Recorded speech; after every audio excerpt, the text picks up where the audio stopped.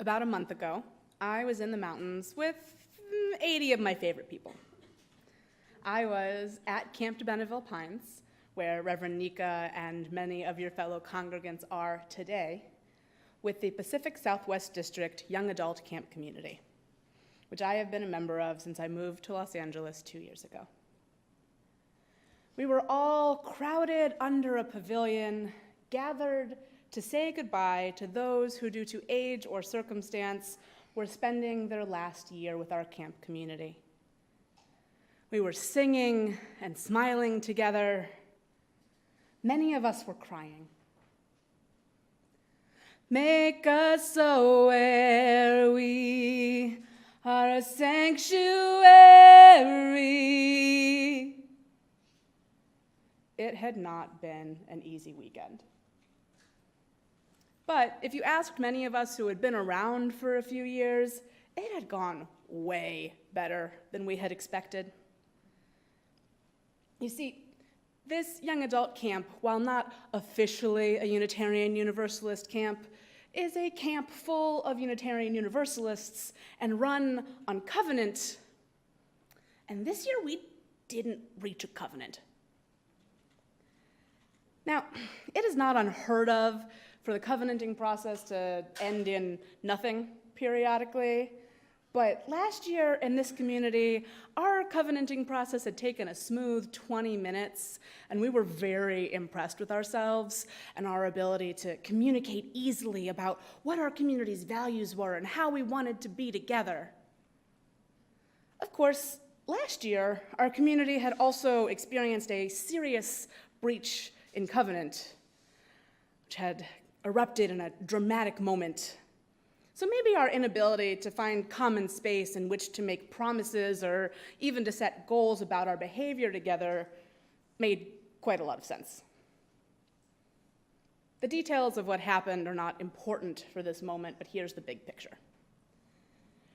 For years, there had been some unaddressed disagreements about what exactly this camp was.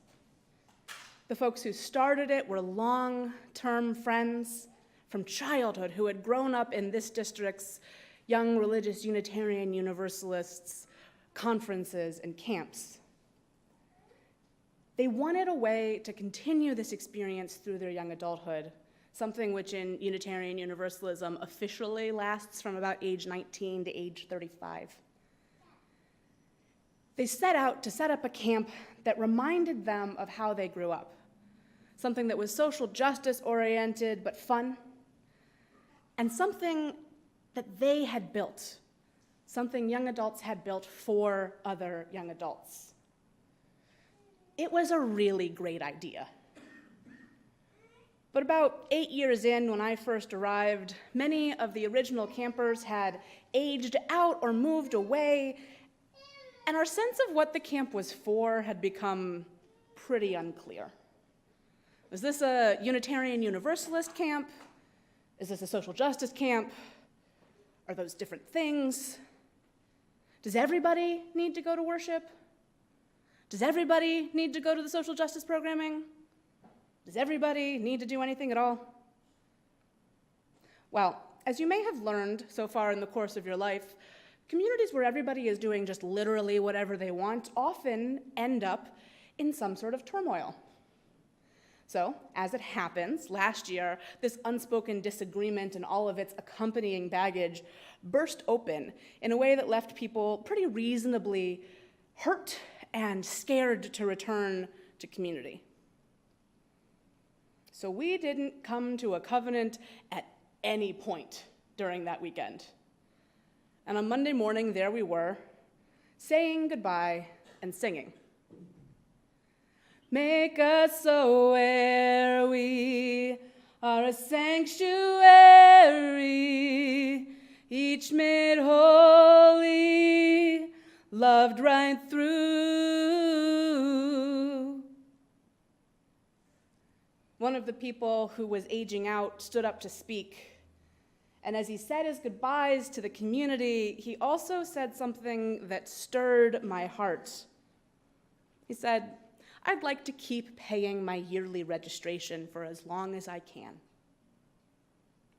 He said, if you promise me that that money will go towards making this space accessible and making the social justice programming as good as possible.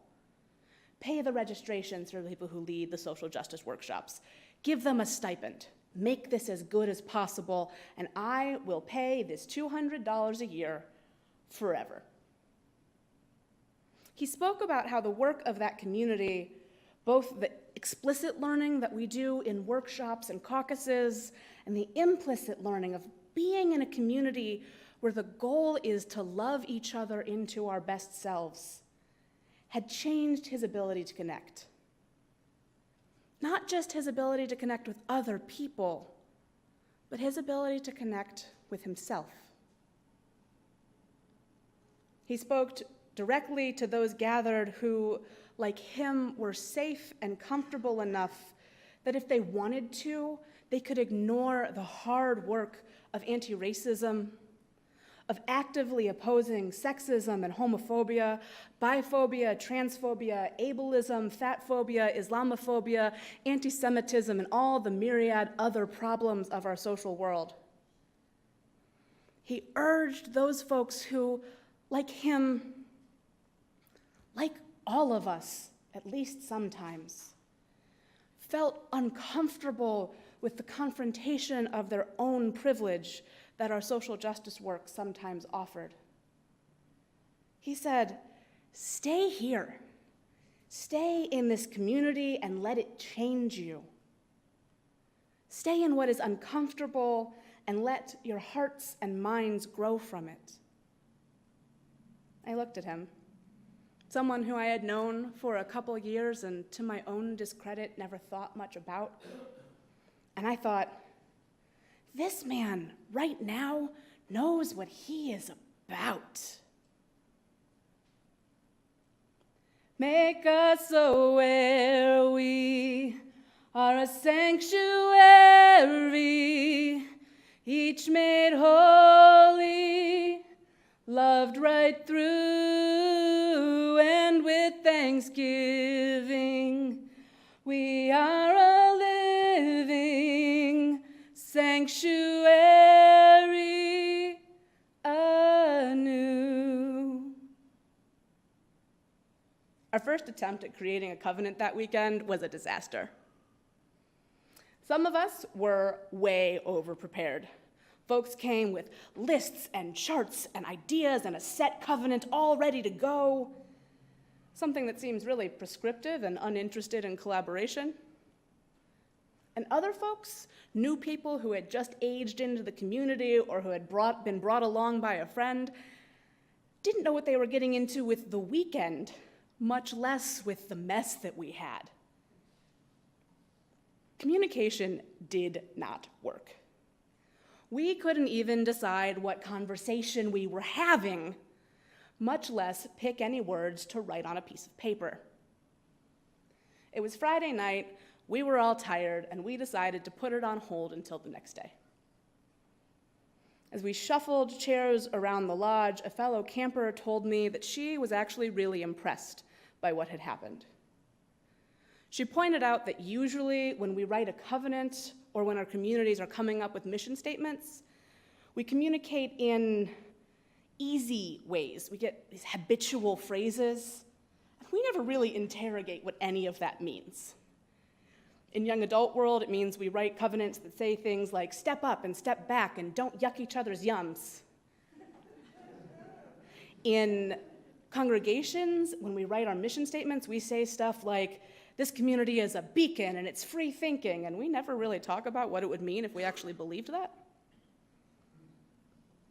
To my friend's mind, the conversation we were having about what it might mean to trust each other and how we might effectively communicate both hopes for where our community would go and standards for where it's at was, though much more difficult, much more useful. That came up over and over again through the course of the next day as those of us in charge of making the covenant go talked to new people and old leaders and had formal and informal conversations.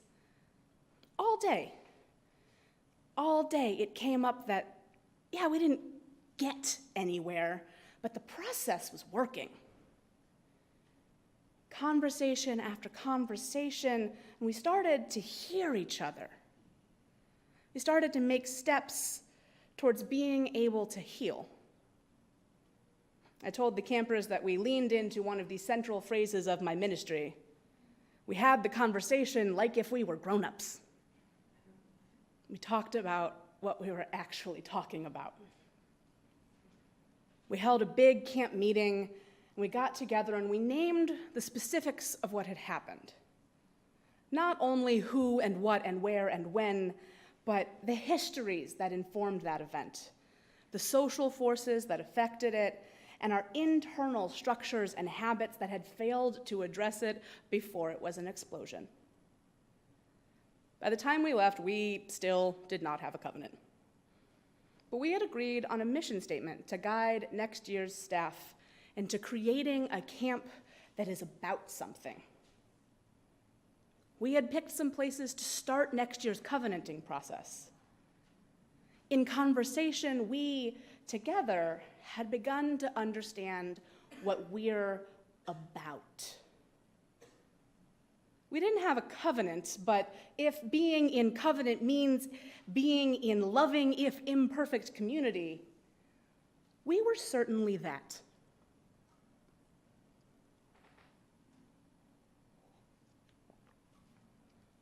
There is an often repeated bit of wisdom from Audre Lorde that warns, your silence will not protect you. This is often taken to mean that if you're quiet in the face of injustices, you're still going to be affected by them.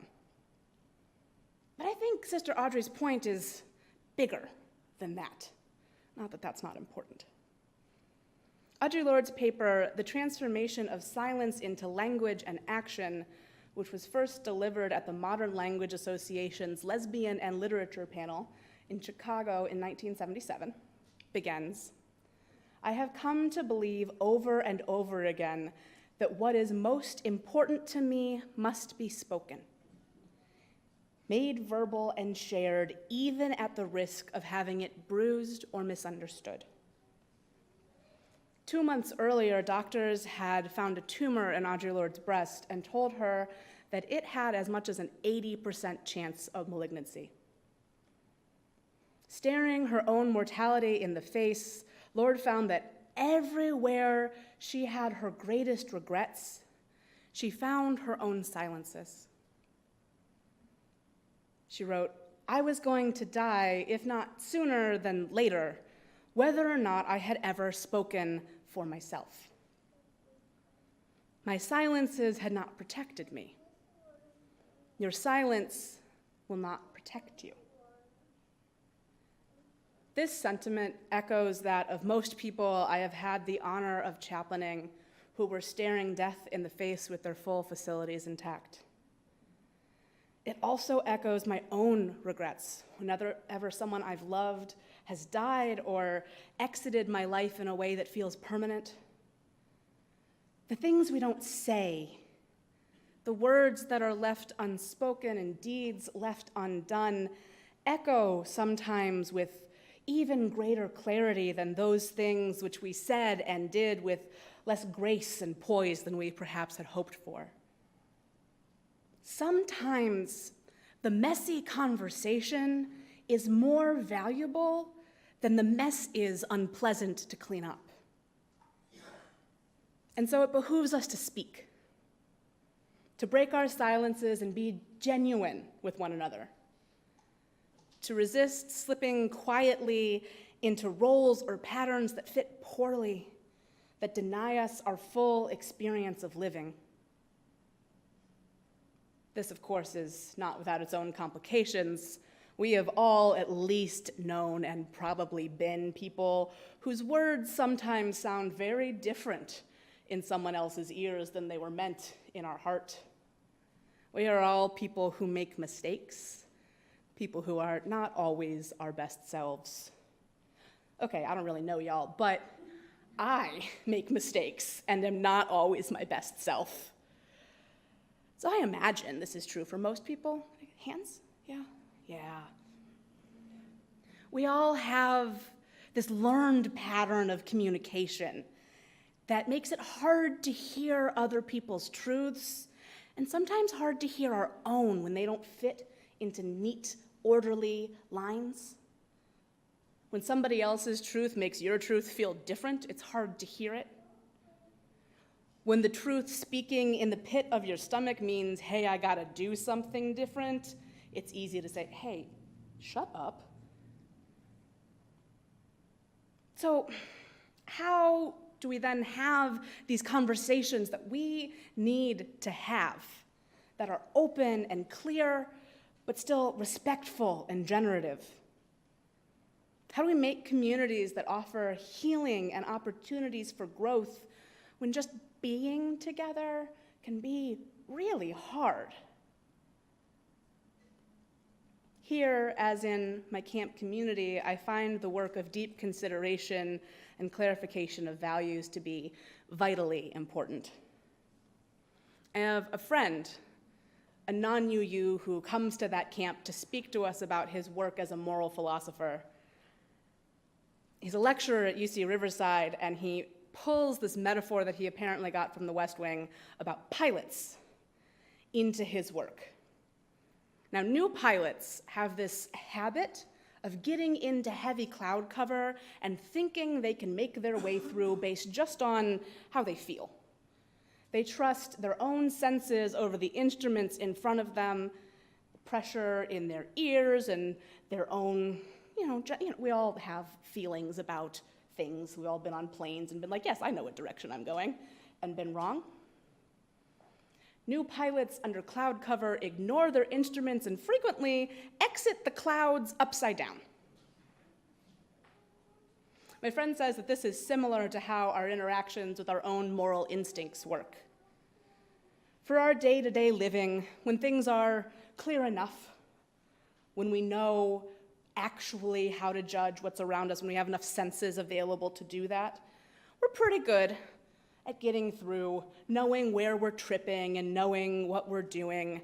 But in the big picture, and that doesn't mean just the big picture, but the slightly bigger picture.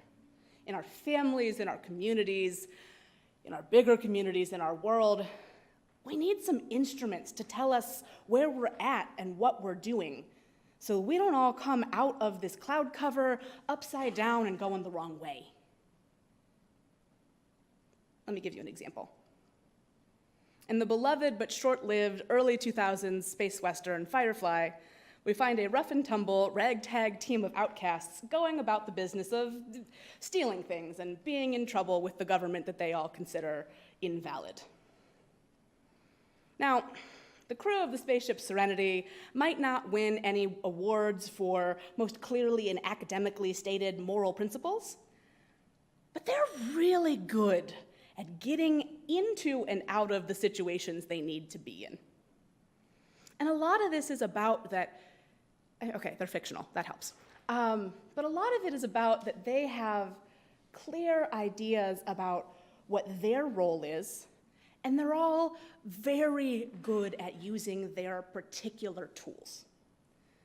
So this means when the issue to be handled is down on a planet and could use some sensitivity, but might need to be run away from, Inara goes down and with all of her charm and social graces tries to ease them through. And when that doesn't work, Kaylee fires up the engines and Wash grabs the controls and they grab them and they get back into space where it is safe. They can survive over and over again because they understand their tools and how to use them. Towards the end of this story in the film Serenity, which aims to wrap up the stories that didn't get to be finished in the show's single series, the remaining crew have come to learn a terrible secret about how the interplanetary government has caused terrible suffering and a horrifying mutation among a colony of people who they then left to die. Captain Mal is clear on what his move is. That's his role. He says, somebody has got to speak for these people. You all got on this boat for different reasons, but you all come to the same place. So now I'm asking more of you than I have before. Maybe all. Sure as I know anything, I know this. They will try again. Maybe on another world, maybe on this very ground swept clean. A year from now, 10, they'll swing back to the belief that they can make people better. And I do not hold to that. So no more running. I aim to misbehave. In response, resident personification of toxic masculinity, Jane Cobb, quotes the departed shepherd book, a pastor who had traveled with them for some time. If you can't do something smart, do something right. So, if we're out in space, if we're in the cloud cover, what are our tools? How do we know what way we're pointed and how to move forward? When we face impossible things, war, hunger, injustice, trauma, pain, conflict? How do we choose not behaving in the order of a society that, from my vantage point, is clearly not working? How do we choose instead creating something better? When we can't do something smart, how do we do something right? Well, my full opinion on that would take much longer than you care to have, so I've broken it down into 4 points. First, I think it's imperative that we are attentive to the ways in which we are already oriented, right? Each of us in our personal lives and in our communities is already kind of pointed in a direction. If this were a reading on your metaphorical spaceship, it might be a really advanced compass that tells you which way you are currently traveling and if perhaps you are upside down. There's a quote that we love in UU circles attributed to Ralph Waldo Emerson. It says, "A person will worship something. Have no doubt about that. We may think our tribute is paid in secret in the dark recesses of our hearts, but it will out. That which dominates our imaginations and our thoughts will determine our lives and character. Therefore, it behooves us to be careful what we worship. For what we are worshiping, we are becoming." Now, whether or not Emerson ever said that, its core rings true. And an easy way to check what you care about, or what your community cares about, is to check on where you spend your energy, where you spend your money, what you focus on and what you work at. What dominates your imagination? What are you worshiping? Second, it's important that we keep track of where we are, right? If I don't know where my physical body is, I'm gonna run into people all the time. If I don't know where my emotional and social body is, I'm gonna run into people all the time. And it's hard to figure out how to get anywhere if you don't know where you currently are. You ever have that experience where you're like just out of range of your phone knowing your location, and you're trying to get the GPS to take you somewhere, and it's like, well, but where are you? And you're like, I don't know. You gotta know where you are. In our plane or spaceship, this might be a reading that tells us about the trajectory of our flight, our latitude and longitude, our altitude, and the path we took to get here. And she begins her consideration of womanist ethics and the cultural production of evil. Dr. Emily M. Towns, the current dean of the Vanderbilt Divinity School, reminds us that we as a people are historically and relationally constituted. Like our plane, each of us and each community we belong to is constantly moving, changing location in conversation with everything around it, part of a broader collaborative storytelling project. Who we are and what it means to be who we are is a thing made out of discursive and narrative positioning that happens both in intra and inter-community processes. In this way, understanding where we are is not only about understanding our own laundry lists of identities, Latinx, queer, a man, a parent, a student, a citizen, a transplant, etc., but understanding how each of our identities came into existence and how they are defined in conversation with other identities and other stories, some of which are less told than others. Dr. Towns writes about stereotyping and says, "Our failure to live an engaged and responsible life often produces fractured stories that serve to maintain a grasping social order that consumes us in its drive to possess and control creation itself." Right? So we have these fractured stories out in the world, and they, if you'll excuse my too many layers of metaphors, function kind of like a conveyor belt that just drags us in the direction they're going. Now, if you know you're on a conveyor belt, you can do something about it. If you don't, and you think you're standing still, you're gonna go to where the conveyor belt wants to take you. In order to usefully know where we are, we need to know something about the process by which we arrived here and the various pressures that are either working against us or keeping us afloat. For today, my third step is dreaming. Now, dreaming is not so much an instrument that we read as a map that gives us an idea of where to go. My mother is really fond of telling me that if you don't know where you're going, you will wind up somewhere else. Fundamentally, she is right. If I had set out from my house today and just said, I don't know, I'm gonna go somewhere and preach, I would not have wound up here. Now, I don't take it in the develop a perfect 5-year plan and stick exactly to it way that my mother really wishes I would, but I do think it is true. It is important to know where we mean to go if we have any hope of getting there at all. We have to take time to dream about what the world we want to live in might look like, to decide where we're trying to go, even if we know that we're going to change paths on the way. We must do this in order to have any hope of picking a direction to set off in. Finally, at least for my purposes today, once we have figured out where we've been going, where we are, and where we mean to go, it becomes time to take the controls and begin doing the hard work of going somewhere better.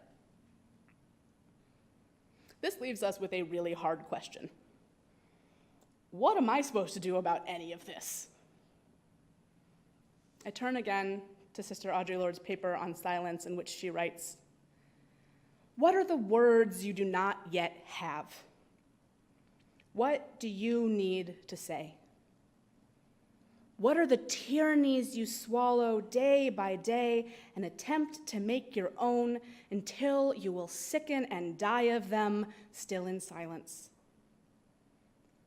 She says, "Perhaps for some of you here today, I am the face of one of your fears. Because I am woman, because I am Black, because I am lesbian, because I am myself, a Black woman, warrior, poet doing my work. Come to ask you, are you doing yours?" Now, I'm not Audre Lorde, and those are not my identities, but I've come with the same question. I stand here, young and queer and fat and a whole bunch of other stuff, and a minister, someone who is doing my work to the best of my ability, here, doing it with you. Are you doing yours? Because let me be honest with you, mine doesn't work if you don't do yours. My work, Reverend Nika's work, each of our work requires everyone to be doing the thing that they are called to. Your work matters. Your work is vital. even if you think that your work is nothing. Raising children is important work. Being a community children can be raised in, important work. Making sure there are flowers up here, important work. All of it matters, and we don't do any of it by ourselves. So here we are. Nothing neat or sorted, very little clarity provided to you in a sermon about clarity. We are Unitarian Universalists. I leave breadcrumbs, not give answers. A suggestion of a path you might follow to find some clarity and do the work that's yours. Know what you've been worshiping. Know where you are. Dream and do the work that is yours. I don't promise that this will be easy. I, in fact, promise that it will be hard.